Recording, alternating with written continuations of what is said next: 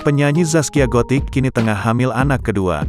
Meski begitu, Zaskia mengaku tak pernah melewatkan perkembangan anak pertamanya, Arsila Bungalia Sirkiani.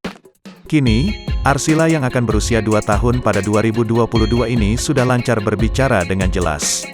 Wanita berusia 31 tahun itu mengaku memperhatikan bahasa tontonan yang diberikan kepada putrinya sesuai dengan saran dokter. Dalam kesempatan tersebut, Zaskia mengaku senang karena selalu memperhatikan setiap perkembangan putri pertamanya itu. Zaskia pun kini tak mengambil job dan fokus memberikan waktunya untuk keluarga kecilnya.